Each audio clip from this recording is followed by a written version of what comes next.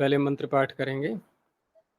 ओम सहना भवतु सहनौ भुनक्तु सह वीर्यं करवावहै तेजस्विनावधीतमस्तु मा विद्विषावहै। ओम शांति शांति शांति। प्रथमावृत्ति की 195वीं कक्षा। पीछे लंबे अंतराल के बाद आज कक्षाएं फिर से प्रारंभ हो रही हैं और पीछे की कक्षाओं में प्रथमावृत्ति का दूसरे अध्याय के चौथे पाद का 42वां सूत्र यहाँ तक पाठ हो चुका था। आगे आज प्रारंभ कर रहे हैं 43वां सूत्र उसके आगे। तो पीछे के सूत्र का इसमें संबंध है क्योंकि सूत्र है लुंगी च और पीछे से इसमें अनुवृत्ति आ रही है हन धातु की अनुवध लिंगी यहाँ से। और आर्ध धातु का ये अधिकार चल रहा है। आर्ध धातु के सूत्र पीछे आ चुका है। तो जो भी कार्य होते हैं या तो आर्ध धातु प्रत्यय परे हो अथवा आर्ध धातु को विषय को लेकर के आर्ध धातु प्रत्यय आने वाला हो या परे हो, तो दोनों ही अवस्थाओं में ये सूत्र अपना कार्य करते हैं। तो सूत्र है लुंगी च। लुंगी सप्तमी एक वचनांतम च अव्ययपदम, समास इसमें कोई भी नहीं है। और लुंग लकार आर्ध धातु को इसलिए कहते हैं इसको क्योंकि लुंग लकार के परे रहते चिली प्रत्यय आ जाता है और चिली के आने के बाद चिली है आर्ध धातुक, तो शब प्रत्यय अब नहीं आ सकता। तो उसके कारण से लुंगी च सूत्र को आर्ध धातु प्रत्यय मिल जाता है। तो लुंगी आर्ध धातु के परतः हन धातु स्थाने वध इत्ययम आदेशो भवति। लुंग लकार का जब प्रयोग करेंगे और रूप चलाएंगे हम हन धातु के, तो उस अवस्था में हन का रूप नहीं चलेगा अपितु हन के स्थान पर वध आदेश हो जाएगा। और ये वध आदेश है ये अकारांत। तो अकारांत होने से इसके आकार का लोप भी करना होगा फिर आगे। तो हन धातु से जब लुंग लकार लाएंगे और लुंग पर रहते ही तुरंत ही इससे वध आदेश कर लिया। वध आदेश करके फिर चिली प्रत्यय भी आएगा लुंग पर रहते और चिली के स्थान पर फिर सिच आदेश भी होगा। और उसके आर्धातुक होने से आकार का लोप करेंगे, वध के आकार का लोप हो जाएगा। तो कौन सा सूत्र है आकार का लोप करने वाला है? वो भी आर्धातुक के अधिकार में है। अतो लोपः। अतो लोपः आर्धातुक प्रत्यय पर हो तो आकार का लोप हो जाता है। तो वध के आकार का लोप हो गया।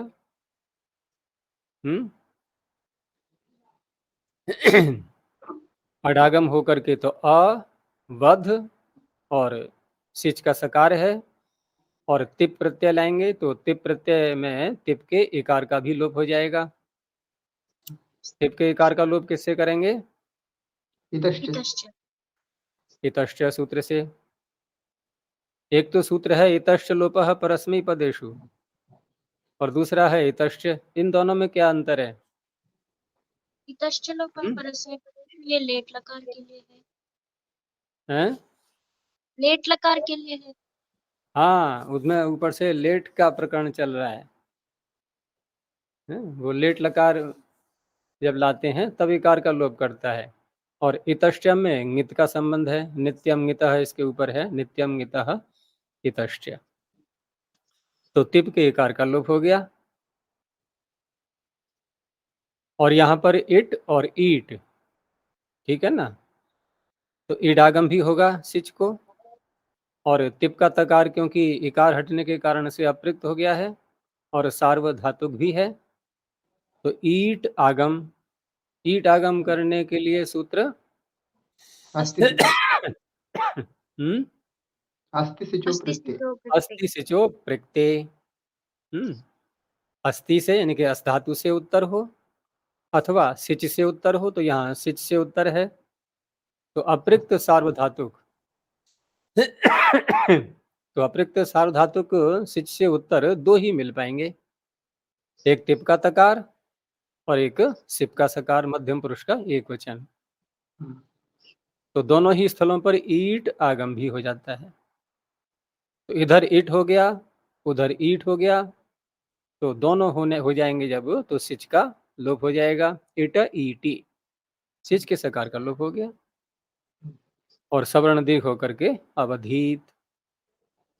अब द्विवचन जब लाएंगे तो इडागम तो होगा सिच को, लेकिन अस्ति सिचो प्रत्यय नहीं लग पाया अब, क्योंकि आगे तस को ताम आदेश हो चुका है, तो वहां पर सिच का सकार सुनाई देगा। तो अवधिष्टाम, बहुवचन में जब झी प्रत्यय आएगा तो झी के स्थान पर जुस हो जाता है, झेर जुस, उसके आगे सिच अभ्यस्त विधिभ्यश्च। तो सिच से उत्तर, अभ्यस्त से उत्तर और विद से उत्तर, झी के स्थान पर जुस आदेश, जुस का उस बचेगा, तो अवधिषु। बस ये इसके उदाहरण है। तो इस तरह से हन धातु के जब रूप चलाते हैं तो लुंग लकार में वध आदेश करके रूप चलते हैं। अगला सूत्र है आत्मनेपदेष्वन्यतरस्याम, आत्मनेपदेषु सप्तमी बहुवचनांतम अन्यतरस्याम अव्यपदम। अब इसी हन धातु का ही प्रकरण लेते हुए आगे कहा कि आत्मने पद के जब प्रत्यय आते हैं तो प्रश्न ये उठेगा कि आत्मने पद के प्रत्यय आएंगे कैसे। तो उसके लिए फिर पाणिनि ने अलग सूत्र बना रखा है। यदि आप हन धातु के पूर्व आंग उपसर्ग का प्रयोग करेंगे तो हन धातु से फिर आत्मनिपद के प्रत्यय आते हैं, आंगो यम हनहा, इससे आत्मनिपद हो जाएगा। आत्मनिपद जब हो जाएगा तभी इस सूत्र को अवसर मिलेगा वध आदेश करने के लिए। तो लुंग लकारे आत्मनेपदेषु प्रत्ययेषु परतः हनः स्थाने वध आदेशो विकल्पेन भवति। ये विकल्प करके करेगा तो एक पक्ष में हन धातु का भी रूप चलेगा।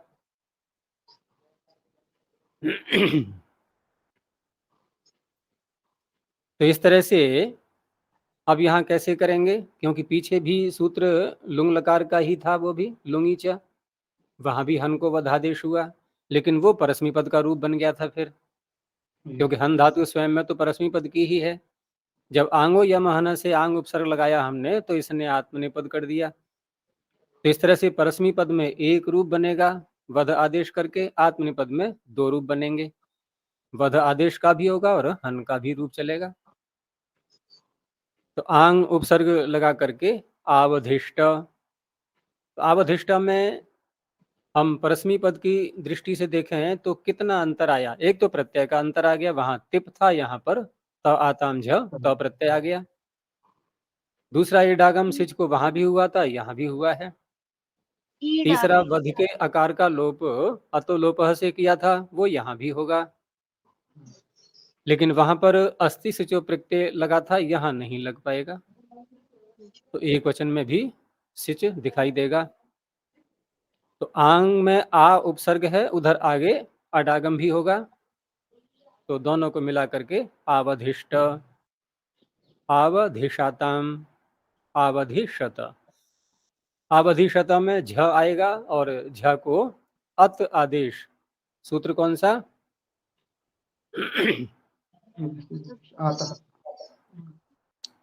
आत्मनेपदेषु अनतः,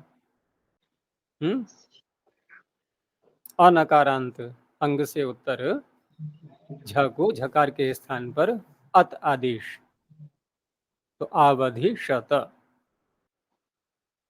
जब वध आदेश नहीं हुआ तो हन धातु का ही रूप चलाएंगे। अब और हन का रूप चलाएंगे तो हन धातु में नकार का भी लोप करना है। उसको करने के लिए हमें प्रत्यय को कित करना होगा, क्योंकि बिना कित किए नकार का लोप नहीं हो पाएगा। तो किससे करेंगे कित? अतिदेश सूत्रों में प्रथम अध्याय के दूसरे पाद में जो आतिदेशिक प्रकरण चलता है, तो वहां सूत्र क्या है? अनह सिच, अनह सिच। हन धातु से उत्तर सिच कित के समान हो जाता है। तो कित के समान होने से अनुदात्तोपदेश वनति तनोत्यादि नाम अनुनासिक लोपो झलि ङिति, इससे नकार का लोप हो जाएगा।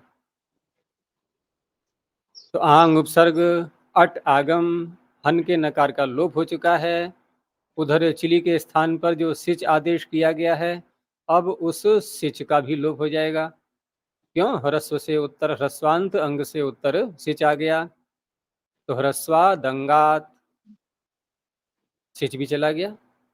आहत, अब द्विवचन में सिच रहेगा, बाकी सारे कार्य वही हैं। आह साताम, आह सत।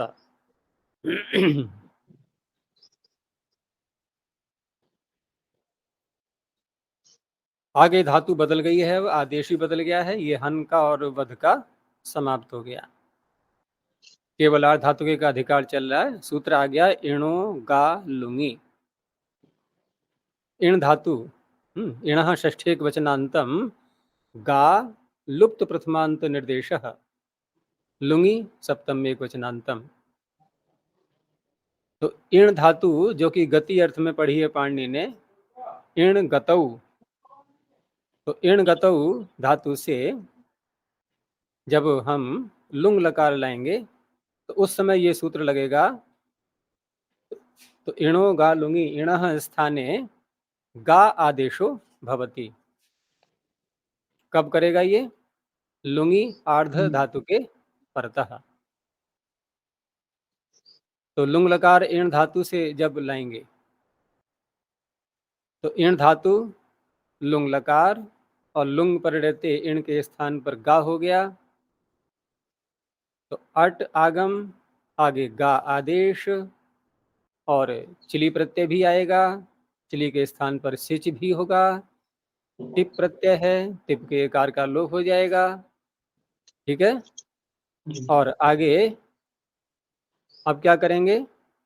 गा से उत्तर जो सिच प्रत्यय किया गया है उसका लुक हो जाएगा। किससे करेंगे?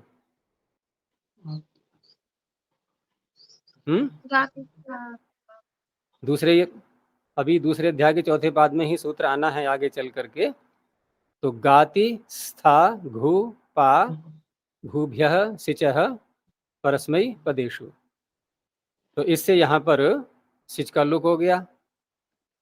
तो क्या रह गया? बस अ गा और तिप का तकार अगात। और द्विवचन में क्या बनेगा? वहां भी सिच का तो लुक सारे में हो जाएगा, सभी वचनों में, सभी पुरुषों में। वहां तस को ताम हो करके अगाताम। ठीक है। और बहुवचन में झी को जुस करके। अब जुस प्रत्यय जब किया तो उस अवस्था में जुस आदेश करेंगे किस सूत्र से? जुस आदेश करने के लिए इसका अलग से सूत्र दिया है पाणिनि ने, आतः। वहीं देखो पढ़ करके, झेर जुस के आगे सजभ्यस्त विधिभ्यश्च, आगे आतः। तो आकारांत अंग से उत्तर भी झी के स्थान पर जुस हो जाता है। अब जुस प्रत्यय है कैसा? जुस प्रत्यय ङित है, सार्वधातुकम अपित। भाई सिच का तो लुक हो गया है। अब धातु के आगे सीधे ङित प्रत्यय आ गया ना, तो ङित प्रत्यय आने के कारण से गा के आकार का लोप हो जाएगा। किससे करेंगे? आतो लोप। आतो लोप इति च। तो रूप बन गया अगुहु, अगात, अगाताम, अगुहु। अब इसी इण धातु को आगे ले जाएंगे अगले सूत्र में भी, और सूत्र आगे आया णौ गमिहि अबोधने। णौ सप्तम एक वचनांतम, गमिहि प्रथमैक वचनांतम, अबोधने सप्तम एक वचनांतम। अब इण धातु किस अर्थ में आती है? गति अर्थ में। गति के 3 अर्थ होते हैं, कौन कौन से? ज्ञान, गमन, प्राप्ति। तो ज्ञान जब अर्थ होता है उसी को बोधन कहते हैं। तो ज्ञान अर्थ जब होगा तब ये सूत्र गमी आदेश नहीं करेगा। इसलिए सूत्र का अर्थ बनेगा कि आर्ध धातु के णौ परतः अबोधने अर्थे वर्तमानस्य इणः स्थाने गमिरादेशो भवति। तो इस तरह से केवल गति और प्राप्ति 2 ही अर्थ रह गए। गति प्राप्ति भी लगभग एक ही जैसे हैं दोनों, अगर देखे जाएं तो गहराई में जा करके। कोई गति होती है तभी अन्य किसी वस्तु की प्राप्ति होती है। तो इस तरह से गमनार्थक बोधनार्थक नहीं होनी चाहिए। उस अर्थ में इण धातु के स्थान पर गमी आदेश हो जाएगा, लेकिन उससे पहले हमें णिश प्रत्यय करना होगा। और णिश प्रत्यय जब करते हैं तो हेतु अर्थ में होता है। तो इण का अर्थ है जाना, और जब णिश प्रत्यय करेंगे तो अर्थ क्या बनेगा इसका? भेजना। अब भेजना अर्थ हो जाएगा। और सीधे गम धातु जो गमदरी गतु है उससे भी हम भेजना अर्थ में प्रत्यय ला सकते हैं णिच, तो वहां भी गमयति रूप बनेगा, कोई अंतर नहीं आएगा। अर्थात गमयति प्रयोग करते समय ये निश्चय नहीं हो पाएगा कि हमने इण का प्रयोग किया है या गमलरी गतौ धातु का प्रयोग किया है। किसी का भी हो अर्थ एक ही है, दोनों में एक जैसा रूप बनेगा। जैसे अस और भू में नहीं होता है, आगे आएगा ना अस्तिर भू, तो अस के स्थान पर भू करते हैं हम, उधर भू धातु स्वयं भी तो है एक। ऐसे ही चक्षुंग के स्थान पर ख्याएं करते हैं, ख्या धातु अलग से भी है। ऐसे यहाँ पर है, क्योंकि यहाँ जो गमी में जो इकार है ना, ये इकार उच्चारण के लिए है। वास्तव में आदेश क्या है? गम। उधर गम लिरिगतों में भी गम ही रहता है, लिरितु अनुबंध है उसमें, तो वही बन जाती है ये आदेश करने के बाद। तो इस तरह से इण धातु से पहले णिच लाएंगे, उसके बाद इससे गम आदेश कर लेंगे। तो गम और णिच, अब यहाँ वृद्धि प्राप्त होती है, लेकिन गम धातु अमंत है, और अमंत धातुओं को क्या कहा है पाणिनि ने? जनी, जरीश, कनसु, रंजो, अमंताश्च। तो उसे मित किया गया है। तो मित होने के कारण से यहाँ पर रस हो जाएगा, वृद्धि करेंगे भी तो गाम से फिर गम हो जाएगा। तो इस तरह से गमी। अब इसका सनाद्यंता धातु से धातु नाम रखने के बाद कोई भी लकार ला सकते हैं। लट लकार ले आए, टिप आ जाएगा, शप आ जाएगा, धातु को गुण हो जाएगा। अयादेश गमयति, गमयतः, गमयन्ति। कोई विशेष कार्य नहीं है, बस गम आदेश किया गया है। इसी को और आगे ले लिया, अब इण धातु को ही। 3 सूत्र हो गए इण धातु के। अब आगे कहा शनि च, शनि सप्तम एक वचनांतम च अव्यपदम। और अबोधने की अनुवृत्ति यहां भी ले लेते हैं। तो इसका अर्थ है कि सन प्रत्यय जो इच्छा अर्थ में करेंगे हम, तो वहां भी वही अर्थ होगा कि जाना चाहता है, समझना चाहता है, ये नहीं, क्योंकि बोधन अर्थ तो लेना ही नहीं है।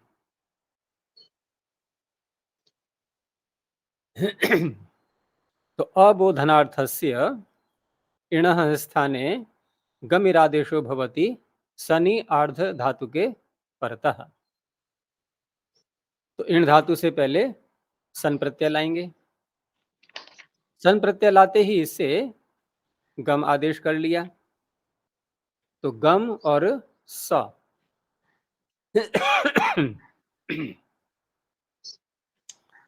अब यहां पर गम आदेश जब किया है तो इडागम भी होगा सन को, तो गम ई स। अब द्वित्व करेंगे।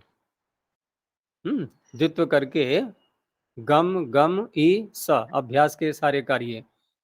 हलादि शेषः कुहुश्चुः, और एक कार्य और है अभ्यास में, कौन सा होगा? ये तो संयतः इकार सन्यतः। सन प्रत्यय जब आगे होता है, तो उस अवस्था में अभ्यास में जो अकार है, अकारांत अभ्यास, उसको इकार आदेश हो जाता है। तो जी गम ई स, सकार को षत्व करके जी गम ई श, उसके बाद फिर सनाद्यंता धातु लगाएंगे। अब धातु संज्ञा करके जब लट लकार लाए तो प्रश्न उठेगा कि अब आत्मनिपद के प्रत्यय आएंगे या परस्मी पद के आएंगे। तो परस्मी पद के प्रत्यय गम धातु से, तो जी गमी क्षति शब भी आ जाएगा। शब का भी आकार है और उधर सन में भी आकार है, तो क्या करेंगे? अतुगुणी अतो गुणे से अतो पररूप हो जाएगा। जिगमिषति जिगमिषतः जिगमिषन्ति। अब यहां से सन प्रत्यय को तो आगे ले लिया, धातु बदल गई। धातु आ गई अब इंग। तो अगला सूत्र आया इंगश्च। इंगः षष्ठेक वचनांतम च अव्यपदम। इंग धातोः स्थाने, इंग धातु किस अर्थ में आती है? अध्ययन इंग अध्ययने। तो वहां पाणिनि ने स्वयं ही स्पष्ट कर दिया है कि इंग धातु का प्रयोग अधि उपसर्ग लगा करके होता है, क्योंकि अर्थ ही वो कर रहे हैं अध्ययने में। अध्ययने में अधि बोल दिया उन्होंने। तो इंग धातोः स्थाने गमि ही आदेशो भवति शनि आर्ध धातु के परतः। तो इस तरह से अधि उपसर्ग लगा करके ही इसका प्रयोग करेंगे। तो अधि उपसर्ग है और आगे इंग धातु, और उससे सन प्रत्यय किया, सन करते ही इससे गम आदेश कर लिया, और गम आदेश करके अब यहां पर द्वित्व आदि सारे कार्य। दूसरा एक और भी होगा यहां पर कि गम धातु को यहां सन प्रत्यय पर रहते दीर्घ भी हो जाएगा। अजन गमाम सनी, अजंत हन और गम। ठीक है, इन अंगों की उपधा को दीर्घ हो जाता है सन प्रत्यय परे रहते। तो गम का बन जाएगा गाम। गाम स। अब गाम को द्वित्व करना है, तो गाम गाम स। अभ्यास में गा, ह्रस्व से ह्रस्व, सन्यता से इकार, जी हाँ अधि उपसर्ग है, तो अधि जी गाम स। गाम के मकार को नश्चा पदांतस्य झली से अनुस्वार हो गया। अधिजिगान स, फिर धातु संज्ञा। अब यहां पर जब लट लकार आएगा तो अब आत्मनेपद के प्रत्यय आएंगे या परस्मी पद के आएंगे? सन्नंत से। तो इसका नियम करने वाला सूत्र पूर्ववत सनः। यदि सन प्रत्यय लाने से पूर्व धातु आत्मनिपद की है तो आत्मनिपद के प्रत्यय आने। यदि सन प्रत्यय जिससे लाए हैं उससे पूर्व अवस्था में धातु यदि परस्मी पद की है तो फिर शेष बन जाएगी ये, और शेष बनने से परस्मी पद, क्योंकि कुछ कहा ही नहीं गया फिर तो आत्मनिपद में त प्रत्यय आ गया। चित आत्मनिपदानाम टेरे शब्द भी आएगा अतो गुणे से पररूप। अधिजिगान सते। अब क्योंकि इंग धातु का रूप है ये, तो अर्थ क्या बनेगा इसका? क्योंकि धातु कर्मणः समान कर्तृका देच्छायाम वा से सन प्रत्यय लाए हैं, तो पढ़ना चाहता है। जैसे अन्य सन्नंत धातुओं की सिद्धि होती है वैसे इसकी हो जाएगी। अधिजिगान सते, अधिजिगान साते, द्विवचन का भी दे दिया है। अधिजिगान अधिजिगान सते, अधिजिगान सेते, साते नहीं, अधिजिगान सेते। तो यहाँ आताम के आकार को ई आदेश हो जाएगा। सूत्र अतो ये आतोंगितः। आतोंगितः से ई आदेश, आकार का लोप से लोप हो जाएगा। ई रह गया केवल तो वहां पर गुण होकर के अधिजिगान सेते। गुण करते समय कैसे करेंगे? सन में भी आकार है स, उधर शप का आकार है, उधर ई है आगे, जो ई आदेश किया था आतोंगिता से, तो पहले अतोगुणे लगाएंगे फिर गुण करेंगे।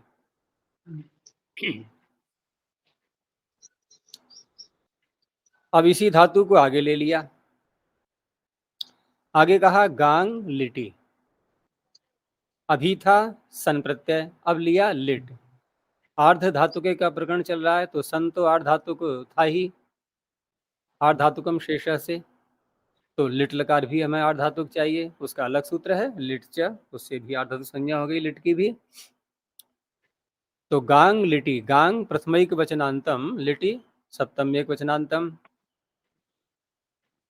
इंग धातु स्थाने लिटी आर्ध धातुके परतः गांग आदेशो भवति। यहां पर भी अधि उपसर्ग लगा करके ही प्रयोग करना है, तो अधि धातु इंग लिट लकार, अब लिट लकार पर रहते इससे गांग आदेश कर लिया।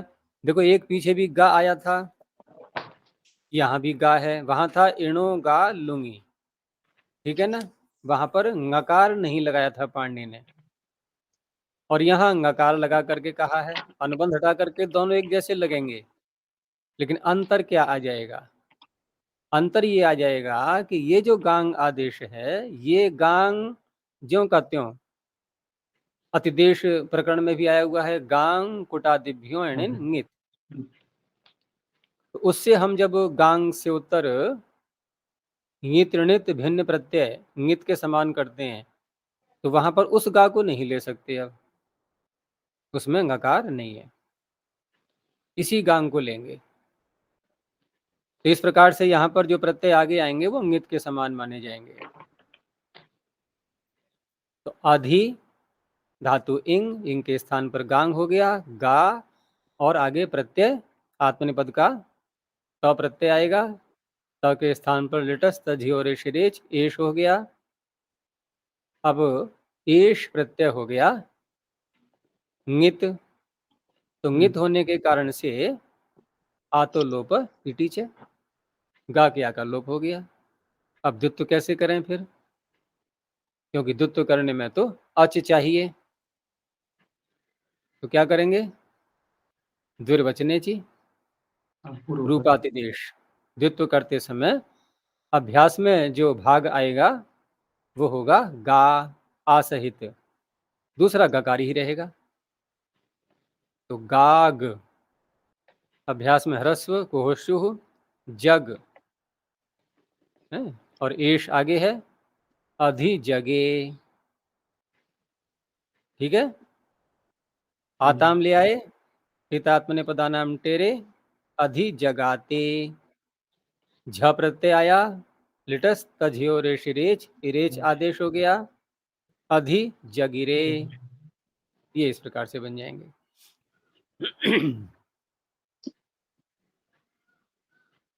तो अभी इंग का ही प्रकरण चल रहा है, अगला सूत्र आया विभाषा लुंग लिंगो, विभाषा प्रथम एक वचनांतम, लुंग लिंगो सप्तमी द्विवचनांतम। तो पीछे लिट लकार हो गया, यहाँ आया लुंग और लिंग, लेकिन यहाँ पर विकल्प करके करेगा ये, तो अर्थ बन जाएगा कि इंग धातु स्थाने गांग आदेशो भवति विकल्पेन लुंगी च आर्ध धातु के परतः, लुंगी लुंग लिंगो, लुंगी लिंगी च आर्ध धातु के परतः। तो पहले लुंग लकार का देखते हैं, आत्मनिपद के प्रत्यय आने ही हैं, तो अधि उपसर्ग लगा करके इण धातु से लुंग लकार आया, लुंग लकार पर रहते गांग आदेश हो गया। अब गा आदेश होने के बाद चिली लुंगी से चिली प्रत्यय भी आया, चिली को सिच भी हो गया, लेकिन गांग कोटा दिभ्योण ङित से ये भी ङित के समान हो जाएगा अब सिच, ठीक है। और ङित के समान होने से अब क्या होगा, पीछे तो हमने अधिजगाते अधिजगिरे में तो आतो लोप टीचर से आकार का लोप कर दिया था। यहाँ क्या करेंगे? यहाँ पर सिच के कित होने इंगित होने से क्या होगा?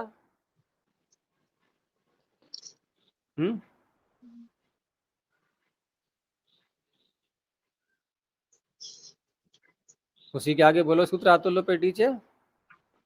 ईद्यति ईद्यति और आगे घुमास्था गा आ गई नहीं आगे इसमें गा पा जाति साम हली हलादि कितने आगे आते हैं तो ईद्यति से ऊपर से ईकार आ रहा है तो ईकार आदेश हो गया। तो इस तरह से आजादी कितंगित होते हैं तो लोप हो जाता है, हलादि कितंगित होते हैं तो ईकार हो जाता है। तो ईकार हो गया तो अधि अट का अ गा को गी बन गया, सिच का सकार और त प्रत्यय मूर्धन्य और ष्टुत्व होकर के अध्यगीष्ट अध्यगीषाताम अध्यगीषत। अब जिस पक्ष में गांग आदेश नहीं करेंगे तो धातु इण है वो इंग है और इंग के आगे सिच का सकार है त प्रत्यय है। इधर आठ आगम भी होगा क्योंकि धातु आजादी है। अब अधि के अधि से अधि तो पहले पहुंच जाएगा, आठ आगम तो अंग से पूर्व होगा, अधि अंग का भाग नहीं है। तो अधि आठ का आ धातु ई, यहाँ पर आटश से वृद्धि कर दो और वृद्धि करने से पहले भी हम इंग धातु को गुण भी करेंगे क्योंकि सिच का सकार है ना, आर धातु का गुण भी हो जाएगा और इधर आटश से वृद्धि भी हो जाएगी। तो अध्ययिष्ट अध्ययिषाताम अध्ययिषत वृद्धि से भी हो जाएगी हैं? वृद्धि रेचि से भी हो जाएगी। आटश ही लगाते हैं जब आठ करते हैं तो, क्योंकि वृद्धेची का अपवाद है ये। कुछ स्थल ऐसे आते हैं जहां आदगुण की प्राप्ति होने लगती है, फिर क्या करेंगे हम? वृद्धेची वहां नहीं लग पाता है। वृद्धेची तो ठीक है, एच आगे मिल जाएगा तो लग जाएगा, लेकिन आटश्च तो है, आठ यदि कर लिया है हमने तो अच मात्र पर रहते, वो एच नहीं बोलता है, अच मात्र इको नीचे से अच ही आ रहा है वहां, वो वृद्धि एक आदेश करेगा। लिंग लकार में अधि उपसर्ग अट आगम इंग के स्थान पर गांग आदेश हो गया और स्यतासी लिलि लुटो से स्या प्रत्यय भी आ चुका है पहले ही और स्या प्रत्यय हो गया नित्य के समान गांग गुटा दिभ्यो से। तो यहां भी घुमास्था गापा जाति साम हली, आगे त आताम झ त प्रत्यय है अध्यगीष्यत, यहाँ आडागम होगा, यहाँ आठ नहीं हो पाएगा जब गांग आदेश कर लेंगे तो अध्यगीष्यत अध्यगीष्येताम अध्यगीष्यंत। जिस पक्ष में गांग आदेश नहीं करेंगे तो अधि आठ उपसर्ग वो उपसर्ग आगम आठ आगम और इण धातु आगे स्या है, इण को गुण इंग धातु को गुण हो जाएगा, ठीक है, और आटश से वृद्धि होकर के फिर यणादेश तो अध्ययिष्यत अध्ययिष्येताम अध्ययिष्यंत, इस प्रकार से बन जाएंगे। एक सूत्र और रह गया इसी का, इंग धातु का ही, यानी कि 4 सूत्रों में है ये समाप्त और इण धातु 3 सूत्रों में थी। इणो गा लूंगी णौ गा मेरे बोधन्य स नीचे, लेकिन गा आदेश को देखें तो वो 4 सूत्रों में था क्योंकि इंगष्ट सूत्र में आदेश तो वही है, गा धातु बदल गई थी। अगले 3 सूत्रों में धातु वही है लेकिन आदेश बदल गया है, वो गा था अब गांग चल रहा है। तो अगला सूत्र आया णौच संश्चंगो हो णौ सप्तम एकवचनांतम च व्यपदम संश्चंगो हो सप्तमी द्विवचनांतम। समास है इसमें सन च चंग च इति संश्चंगौ। अब यहाँ पर णौ में भी सप्तमी है, संश्चंगोह में भी सप्तमी है, एक बनेगा विशेषण एक बनेगा विशेष्य।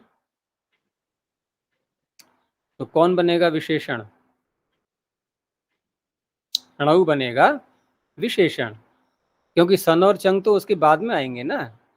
तो इस प्रकार से सन परे चंग परे चरणु परता। निच कैसा? निच परे तो है नहीं, पहले सन और चंग आएंगे, ठीक है। तो संचंगो बनेगा विशेषण। ऐसा निच परे होना चाहिए जिसके पूर्व सन और नहीं, जिसके परे सन और चंग आ रहे हों। तो सन परे चंग परे चरणौ परतः इंग धातु स्थाने गांग आदेशो भवति विकल्पेन। तो धातु हमारे पास में इंग, आगे धातु कर्मणः सामान्य कर्तृकात् से सन प्रत्यय कर लिया।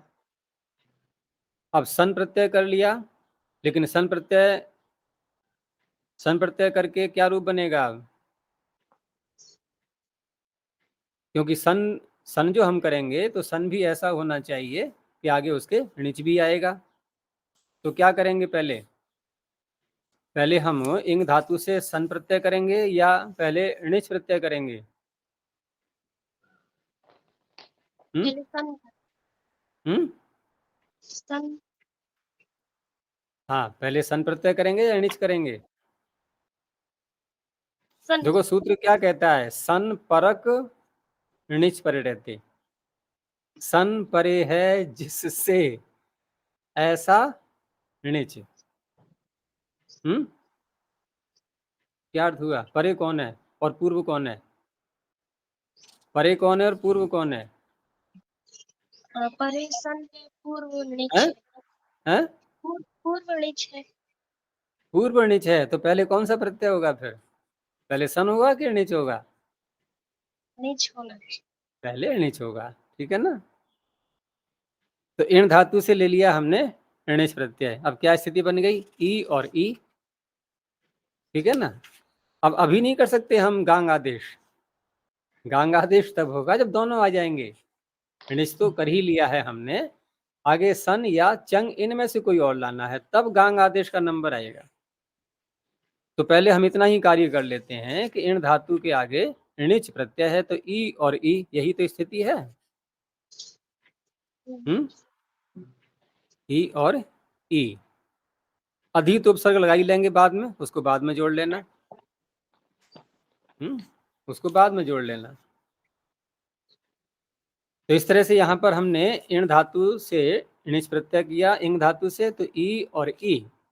अब इसी अवस्था में धातु संज्ञा भी कर लेंगे इसकी। और धातु संज्ञा करके अब क्योंकि दोबारा धातु बन गई है, अब धातु कर्मणः सूत्र से अब सन प्रत्यय भी आ जाएगा। इस तरह से इसकी 3 बार होंगी धातु संज्ञाएं। सर्वप्रथम मूल धातु भूआदेव धातुवः, तभी तो णिच कर पाए। उसके बाद फिर सनाद्यंता धातुवः, उसके बाद फिर लगाएंगे अंत में सनाद्यंता धातुवः। 2 बार लगाना पड़ेगा इसको। तो सन प्रत्यय भी आ गया। अब स्थिति क्या है? धातु ई है और णिच का भी ई है और आगे सन है। अब इसको मिल गया अवकाश सूत्र को, णौ च संश्चंग हो। सन परक णिच हो चुका है। अब गांग आदेश हो जाएगा। तो इस तरह से गा और णिच का ई और स। अब होता यह है कि जब धातु कोई आकारांत होती है, अंग कोई आकारांत होता है और आगे णिच प्रत्यय हो, तो फिर पुकागम और जुड़ जाता है।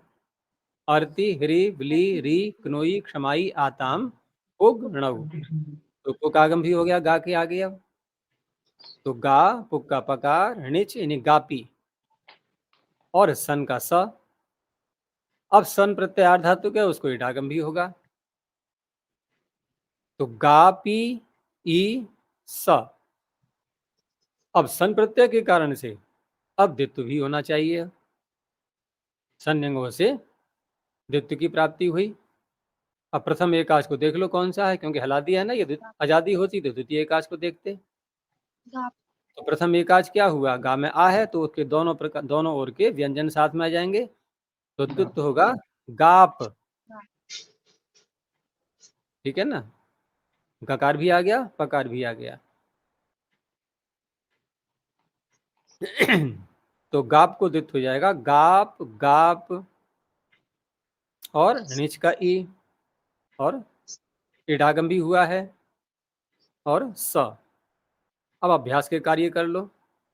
तो अभ्यास में गाप का गा रह गया, उधर ह्रस्व भी लगा दिया और कोहोशु भी लगा दिया और सन्नितः भी लगा दिया। तो अभ्यास में सारा कार्य करके बन जाएगा जी। जी गाप णिच का ई यानी गापी और इटागम और स। अब यहाँ पर जो णिच का ई है इसको गुण भी कर लेंगे। किससे करेंगे गुण? इगंत अंग है सार्वधातुक अर्धातुकयो, इससे गुण हो गया। तो गापी का बन गया गापी। अजय जी वहाँ आर्धातुक इट सहित सन होगा। हाँ, आगम हमेशा प्रत्यय के ही होते हैं, जिसको होते हैं उसी के अंग माने जाएंगे। तो सन को इडागम हुआ है तो सन का ही अंश है वो, ठीक है। तो गापी इनके ये जो गुण हुआ है वो णिच का जो ई था उसको गुण हुआ है। तो गापे ई स आदेश कर लो। तो जी गापई स को श हो गया। जी गापई श अधि उपसर्ग पूर्व में है ही। अब धातु संज्ञा करने के बाद शब्द पा करके लट लकार लाके अधिजिगा पैशति। अब अर्थ क्या बनेगा इसका? क्योंकि णिच भी हुआ है और सन भी हुआ है। णिच हुआ है तो पढ़ने की जगह अर्थ हो गया पढ़ाना, ठीक है ना। और सन हुआ है तो इच्छा भी जोड़ो उसमें, तो पढ़ाने की इच्छा करता है। पढ़ने की नहीं, पढ़ाने की इच्छा करता है। अधिजिगा पैशति, अधिजिगा पैशतः, अधिजिगा पैशन्ति। इस तरह से रूप बनेंगे इसके। अब क्योंकि ये सूत्र विकल्प से कर रहा है गांग आदेश, तो ठीक है। अब जिस पक्ष में गांग नहीं करेंगे, अब स्थिति क्या है? धातु तो इंग वही है, ऋणिच प्रत्यय भी वही है, सन भी वही है, बस केवल गांग आदेश नहीं हुआ। अब गांग वाले कार्य हटा दो सारे। अब धातु हमारे पास में इंग है अभी। अब इंग धातु से आगे जब ऋणिच प्रत्यय आता है या अन्य भी कोई आठ धातु प्रत्यय आए तो यहाँ पर ऋणिच के कारण से पहले तो वृद्धि करेंगे हम इन धातु को, वृद्धि करके बन गया आई, ठीक है ना। अब आई जब बन गया है तो जहाँ पर ये जो प्रकरण चला है अभ्यास के, अभ्यास में जो धातुएं एजंत होती हैं उपदेशावस्था में, अभ्यास में नहीं उपदेशावस्था में जो धातु एजंत होती हैं उनको क्या कर लेते हैं? आदेश उपदेश अशिति आकार कर लेते हैं। लेकिन ये तो उपदेशावस्था में नहीं थी ऐसी, ये तो वृद्धि करने के बाद बनी एजंत। तो उसी के आगे सूत्र बोलो आदेश उपदेश अशिति। और आगे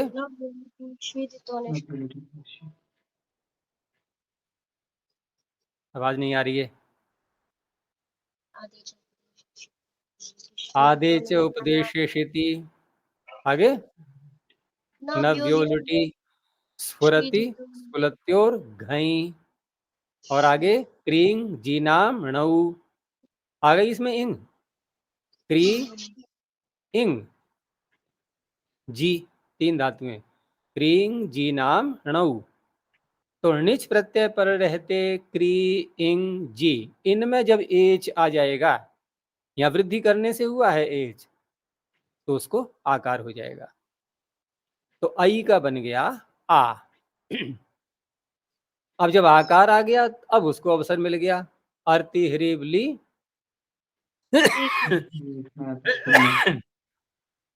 उसने पुकागम कर दिया। पुकागम कर दिया तो अब स्थिति क्या बन गई? आप। आगे णिच का ई है आपी।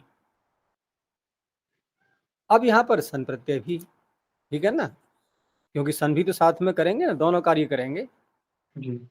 सन परक णिच परे रहते ही तो ये विकल्प कर रहा था, तो वही स्थिति यहाँ भी लाएंगे। तो सन प्रत्यय है, अब यहाँ पर द्वित्व का काम भी होगा सन्निंगों से। अब क्योंकि हमारे सामने स्थिति क्या है अभी? आपी, तो आजादी है। आपी णिच का ई वो आपी के आगे सन और सन को ईडागम भी हो जाएगा। तो आपी ई स, तो आजादी होने से अब द्वितीय एकाच को दित्त होगा फिर। हम्म, तो किसको दित्त होगा? पी को, ठीक है ना, जी द्वितीय एकाच को। तो पी को दित्त कर लो अब। तो अधि आ और पी, पी दो बार हो जाएगा, पी पी, और आगे ईडागम है और स है। ठीक है, अभ्यास का कार्य कर लो। अभ्यास में पी शेष रह जाएगा। पी शेष क्या है ही, पी द्वितीय ही ऐसे ही हुआ था, पी को ही द्वितीय हुआ था, पी ही रहेगा। अब अगला जो पी है, अगला जो पी में इकार आ रहा है, उसको गुण हो जाएगा। तो अध्यापी, अधि इधर है, अध्यापी पे, और ई और स, अयादेश, अध्यापी पई स, और स को मूर्धन्य, अध्यापी पई श। ये स्थिति हो गई। और दूसरा यहाँ एक कार्य और भी करेंगे कि जैसे हमने पी को द्वित्व किया था, लेकिन एक स्थिति और भी है यहाँ पर कि अधि और धातु का भाग आ, उधर पुक का आगम हो गया। अधि आप और णिच का ई और इड आगम और स। तो उस अवस्था में जब अयादेश कर लेंगे, इन गुण पहले ही कर लेंगे यहाँ पर। ये जो अंतरंग कार्य होते हैं ना, गुण वृद्धि आदि के, ये पहले ही हो जाते हैं। तो पहले ही कर लेंगे गुण यहाँ पर। तो पी का बन जाएगा पहले पे, और फिर अयादेश भी अंतरंग है, तो पय ऐसे हो जाएगा। अब इतना ही अंतर है कि ये जो हमने गुण और अयादेश बाद में किए थे, ये पहले ही करेंगे अंतरंग होने से। और पहले करेंगे तो द्वित्व करते समय फिर द्विवचनीची लग जाएगा, और द्विवचनीची ले जाएगा इसको पूर्व अवस्था में। और पूर्व अवस्था वहां तक करेंगे कि अंतरंग कार्य प्रारंभ करने से पहले क्या स्थिति थी, वहां तक जाएंगे। तो उससे पहले था पी। तो अभ्यास का तो अंश होगा पी, और दूसरा भाग होगा पईश। बस इस तरह से। तो अध्यापी पईषति, अर्थ वही रहेगा जो कि अधिजिगा पईषति का था। अर्थ में अंतर नहीं आएगा, पढ़ाना चाहता है। अधिजिगा पईषति, अध्यापी पईषति। बहुत प्रयोग होता है इसका, इंग अध्ययन धातु का। चलो इसको और ले लेते हैं आगे। अब आया, दो लकारों में किया था ना इसने, नहीं दो प्रत्ययों में, एक तो सन और दूसरा चंग। अब चंग प्रत्यय में भी ये करेगा, यानी कि चंग परक णिच पर रहते, तो स्पष्ट है कि हमें लुंग लकार ही लाना है अब, क्योंकि चिली के स्थान पर चंग वहीं होता है, और तो किसी लकार में होता नहीं है। तो धातु हमारे पास में इंग, और पहले लाएंगे णिच प्रत्यय जैसे अभी ला रहे थे, और णिच प्रत्यय लाते ही धातु संज्ञा हो जाएगी। तो स्थिति क्या है, ई धातु और आगे णिच का ई। अब धातु संज्ञा करके लुंग लकार ले आए। लुंग लाते ही फिर चिली आदेश भी हो जाएगा, वो चिली प्रत्यय आ जाएगा। अब चिली प्रत्यय आ गया तो चिली के स्थान पर धातु, क्योंकि णिजंत है हमारे पास में, तो णी श्री द्रुसभ्य कर्तरी चंग से चंग आदेश भी होगा। तो चंग आदेश करके धातु ई, णिच का प्रत्यय ई, और चंग का अ, और आगे लकार है ही लुंग। अब इस सूत्र ने, क्योंकि विकल्प से गांग आदेश कर रहा है ये, तो हमने गांग वाला पक्ष ले लिया, क्योंकि चंग परक णिच इसको मिल चुका है, तो उसने गांग आदेश कर दिया। अब धातु के स्थान में ई के स्थान पे बोलना है हमें गा। तो अधि गा, आगे णिच का ई है, चंग का अ है, और लुट लकार, वो लुंग लकार है। अब गा का आ जो है, गा आदेश करते ही धातु आकारांत बन गई। आकारांत होने से णिच परे है, तो फिर वही पुकागम आ गया अर्थी हृबली से। ठीक है ना। अच्छा, इधर जो चंग आदेश किया है हमने, वो चंग प्रत्यय किया है, ये है आर्ध धातुक। तो आर्ध धातुक होने से अब णिच को जाना पड़ेगा। तो णेर निटी से निच का लोप हो गया। तो गा पुक्का पकार यानी गाप, अब णिच तो चला गया, चंग का अ है आगे और लुंग लकार। अब गाप में गा में जो दीर्घ आकार दिखाई दे रहा है और चंग आगे प्रत्यय भी दिखाई दे रहा है हमें, तो चंग परे जब होता है और धातु चंग पर णिच परे रहते, जो अंग है उसकी उपधा को ह्रस्व हो जाएगा, णौ चंग्योपधाया ह्रस्वः। तो गाप का क्या बन जाएगा, गप। तो गप है, आगे चंग का अ है और लुंग लकार है, लुंग के स्थान पर भी आगे तिप ले आएंगे, लेकिन उससे पहले चंगी सूत्र से यहाँ पर अब द्वित्व भी हो जाए। अब चंगी सूत्र से जब द्वित्व करेंगे चंग पर रहते, तो स्थिति ह्रस्व करने के बाद क्या थी, गप, गप को द्वित्व हो जाएगा। तो गप गप और चंग का अ और लुंग लकार है, वहां पर टिप प्रत्यय ला सकते हैं पहले ही। अब यहाँ पर लघु धातु अक्षर है, ठीक है ना, क्योंकि गप है ना, ह्रस्व कर लिया था हमने, तो लघु धातु अक्षर है, तो सनवल लघुनि चंग परे अनग लोपे। अभ्यास को सनवत भाव हो जाता है यदि धातु अक्षर लघु आगे आ रहा हो तो। सनवत भाव होने से अभ्यास का कार्य क्या होता है, सन्यतः से इकार हो जाएगा। तो ये जो पहले गप था जिसको द्वित्व किया था हमने, ग, उसको ज आदेश कर लिया था और उसको अभ्यास में इकार करके जी। अच्छा, अब यहां पर यह है कि अभ्यास भी यदि लघु हो, अभी हमने सन्वत भाव किया था धातु को लघु देख करके, और यदि अभ्यास भी लघु हो तो उस अवस्था में उसको दीर्घ हो जाता है फिर। तो दीर्घ हो लघु से दीर्घ हो गया। तो जी, गप और चंग का अ और तिप का तकार। अब जो है अन्य सारी चीज देख लो, देखो अधि तो उपसर्ग पूर्व में है, उधर लुंग लंग लिंग षुड़ धातु से अडागम भी अनिवार्य है होना, तो अधि अ इनको मिला दो गुण यण करके अध्य, ठीक है। उधर हमने दीर्घ लघु से अभ्यास में दीर्घ भी कर लिया है, जी अध्य जी। अगला भाग गप ही रहा, उसमें चंग का आकार मिला दो, अध्य जी ग प, और लुंग के स्थान पर जो तिप किया था एकार का लोप करके तकार वो बचेगा, तो अध्य जी गपत।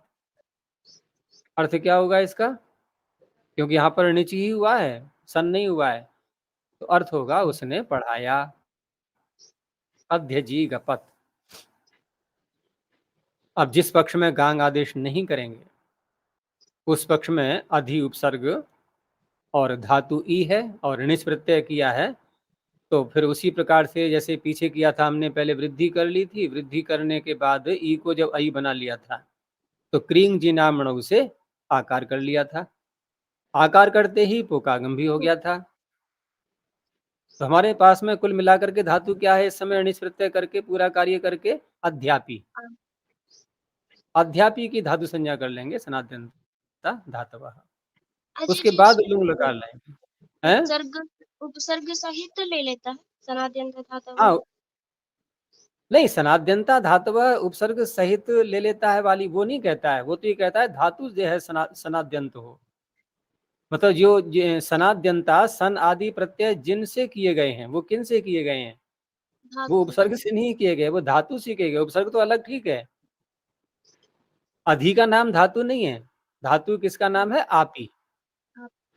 अधि तो हम साथ में जोड़ रहे हैं लगातार उसके, क्योंकि बिना उसके प्रयोग नहीं होता है इसलिए जोड़ देते हैं, लेकिन अधि धातु का अंश नहीं है, इस तरह से आप ही है मुख्य रूप से। अब यहाँ पर लुंग लकार लाएंगे फिर, और लुंग लकार लाएंगे तो स्पष्ट है कि धातु क्योंकि णिजंत है ना, ये तो णिजंत धातु होती है और लुंग लकार लाते हैं तो चिली के स्थान पर चंग करना ही होता है, वो तो अनिवार्य है। तो चिली लाएंगे, चिली को चंग करना होगा। अधि, आपी, चंग और लुंग लकार है आगे। अब यहाँ पर चंग क्योंकि आर धातुक है तो णिच का तो लोप हो ही जाना, हट जाएगा वो तो आप ही का रह गया आप, अब दूसरी बात यह है कि आपको ह्रस्व भी करना होगा। णौ चंज्ञोपधाया ह्रस्व, चंग पर अगर नीचे है तो ह्रस्व भी हो जाएगा उपधा को। तो अप रह गया। अधि अप, चंग का आकार है और लुंग है। और ये भी ध्यान रखो साथ में कि आडागम जो है वो हम प्रारंभ में ही कर सकते हैं। लुंग लकार आते ही आडागम आ जाएगा क्योंकि धातु आजादी है। तो अधि आ अप, चंग का अ और लुंग लकार है उसके स्थान पर तिप ला करके वो कार्य कर सकते हैं। तो चंग के कारण से यहाँ पर अब द्वित्व भी करना है चंगी से। अब द्वित्व करेंगे तो धातु आजादी है।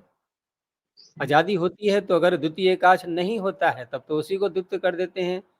और द्वितीय एकाच यदि मिल जाता है उसमें तो उस अवस्था में द्वितीय एकाच को ही द्वित्व करना होगा। तो यहाँ है द्वितीय एकाच या नहीं है? है। अच्छा। कौन सा है? हाँ। एक ही है। हैं? अब कौन सा है बताओ? नहीं है, अब ही है। नहीं है, एक वणिज ही का है। लोप हो इसका तो लोप कर दिया था ना। हाँ जी। तो ठीक है, लोप कर दिया तो क्या बात हो गई, कोई समस्या नहीं है। हैं? द्विवचनची बैठा हुआ है वो, तो द्विवचनची रूपादेश कर देगा। क्योंकि ये आदेश ऐसा है ना, अनिच का लोप कैसा है, ये पर निमित्तक आदेश है। ये चंग को मान करके ही तो लोप हुआ था ना इसका। जी। तो पर निमित्तक आदेश द्विवचन करने में स्थानीवत हो जाता है, रूपादेश हो जाता है।